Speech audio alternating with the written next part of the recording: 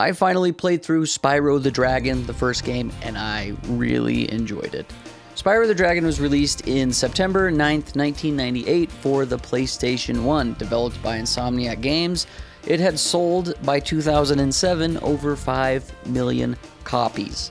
Now, Spyro is a game that I played a lot as a kid with my cousins. I did not own a PlayStation 1, but I had a cousin that had a PS2, and he had plenty of PlayStation 1 games that we would play on there, Spyro being one of them. Now, I can't remember if it was the first one, or if it was the second one, or if it was the third one. I know that one cousin did have a demo disc for Spyro 2, because I very distinctly remember doing the skateboarding minigame. Pretty sure that's Spyro 2. Guess I could be wrong, could be 3, but it wasn't 1, definitely wasn't 1. So yeah, I played a lot of Spyro back in the day, but I never beat it because every time I'd go over to my cousin's house, they would have already played the crap out of the game, so when I would annoy them to play that, they wouldn't want to because they, like I said, already played a ton of the game. So I barely got to play any Spyro sometimes. Sometimes I would go over there and we play the crap out of it, so really just depended. But yeah, I mean, I enjoy Spyro. It's a platforming game. It's a kind of a little collect-a-thon game, I guess. There's not tons to collect, but there's enough. And yeah, I enjoyed it. Except, however, I played the Reignited trilogy, which was developed by Toys for Bob. And that one had sold over 10 million copies as of 2023. So people like Spyro. I myself like Spyro. Honestly, when I first got my Steam account back in, like, I don't know, 2019 or 2020, it was one of the first Steam summer sales I was a part of. I actually bought the Spyro Reignited trilogy and just never played it. It's been sitting in my Steam library for years, as is a ton of other games, and I'm sure other people feel the exact same way with tons of their games. So I finally decided to play Spyro 1, and in all reality, I probably could and should just play through all three right now, because the first one took me about 5 hours to beat. I did not 100% it, but I tried.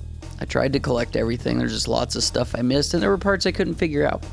But yeah, Spyro is a 3D platforming collectathon game where you play as a purple dragon who breathes fire, he can dash, he can jump, and he can fly. So the whole kind of goal and story of Spyro is there's this bad guy who turns all the dragons to stone, except for Spyro. So you have to go through and save all the dragons from all these different worlds and collect gems along the way and collect dragon eggs as well. So that's pretty much your collectibles. Each level you get into, you've got dragon eggs you can collect, you've got dragons to collect, and then you've got a bunch of gems that are littered throughout that you can collect as well, which, I mean, at first I was like, why the heck am I even collecting the gems? Because it's the dragons that when you unlock enough dragons, it allows you to go to the next world. And then, yeah, I was like, why am I getting the gems? Can I spend them on anything? No, that doesn't come into play until after you beat the game. After you beat the game, it's like, oh, hey, there's a new secrets level / thing that you can go to once you 100% the game. And really, it's not that difficult. I got pretty close. Like, most of the levels I was able to 100%. It's just there was a few with, like, hidden gems somewhere that I couldn't find or figure out where they were. And then there was one part of a level where these mages are moving platforms and stuff. And you would fly over to this middle kind of island area with the big monster, kill it, but then the door that you're supposed to go to, one of the mages, like, lifted it up. And I couldn't figure out how to get him to get it to come back down. And yeah, couldn't figure that out. So there's a few other levels that I couldn't figure out where the secret areas were to find the other dragons. But honestly, like, it wasn't that big of a deal. I don't 100% games. I do like to try and get as much out of a game when I do play them. So I try to do everything as far as, like, exploration and engaging with the game and in every aspect that it offers. Once again, this is a remake of a 1998 platforming game for the PS1. So there's not like a ton here. Like I said, Spyro's moveset is very limited and the platforming isn't like crazy. I will say though, the part that really bothered me is you can't mantle, and there was a lot of times where I'm like jumping and trying to fly to a platform and I just end up smacking into the side of the wall and then falling to my death because I didn't get up quite high enough to get over the platform. So some of them felt so precise where I'm like, this is annoying how precise I have to be with some of these jumps, to the point where I was getting incredibly frustrated. There is a life system, which I don't know if you can turn it off. I didn't really look into it because I think I only got one game over, and it was because of that bullcrap platforming stuff where I would have to make a precise, like you would have to jump, hold X until you're at the apex of your jump, and then you can fly and glide, and sometimes I wouldn't even make that, so maybe I just suck. Anyway, that was really the only thing that kind of bummed me out, but it didn't even happen that often. It's just when it did, it continued to happen over and over and over and over again. But yeah, I'm glad I finally jumped in and played and beat at least Spyro 1, and maybe I will shortly after this go back through and beat 2 and 3. I probably should have just done all 3 and did them in one video, but whatever, that's where it's at. But yeah, I mean, there's not much to this game really. Just collect dragon's eggs, jewels, and make it to the ends of levels. Even the bosses were like pretty lame and underwhelming. Some of the time I didn't even know I was fighting a boss because it's like hit this guy twice and then he's dead. But he still just kind of looks like a generic enemy, nothing too crazy.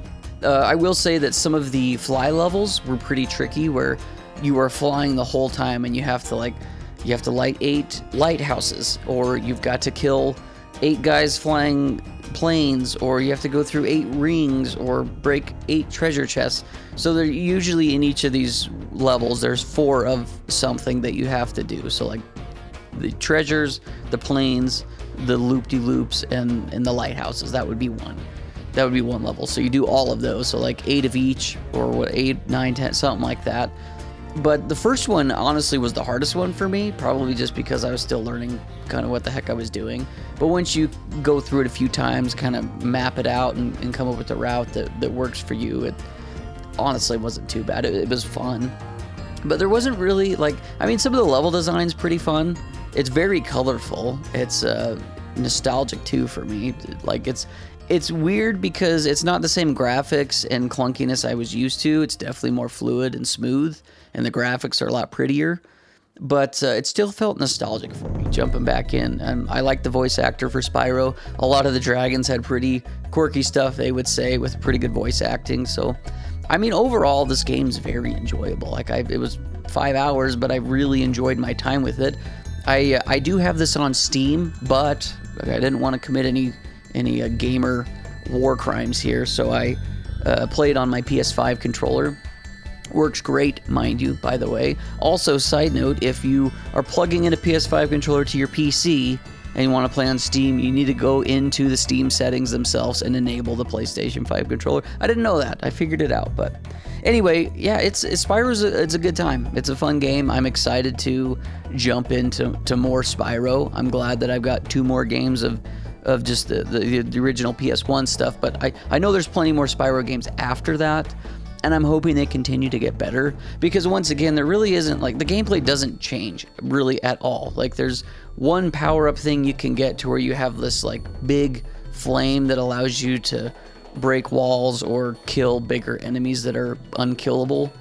But prior to that, like, I think it was only 1 or 2 levels that I even got that in, and prior to that, like, there's really nothing. There's nothing that really changes up at all. Like, the enemies are different.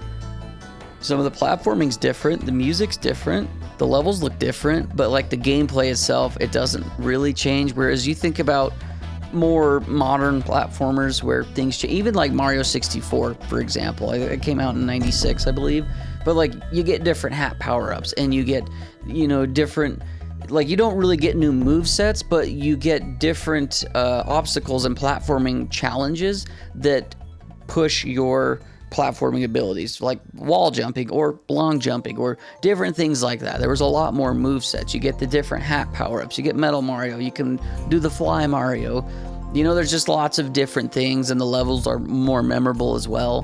Whereas the levels in Crash, none of them really stood out. I mean, there's some that are a little bit different, but like most of them is like green grass, very colorful. And I'm not saying I dislike that, but it just, none of the levels jumped out to me and said, wow, like, I'm going to remember this. Whereas something like Mario 64, I can probably name almost all the worlds right off the top of my head.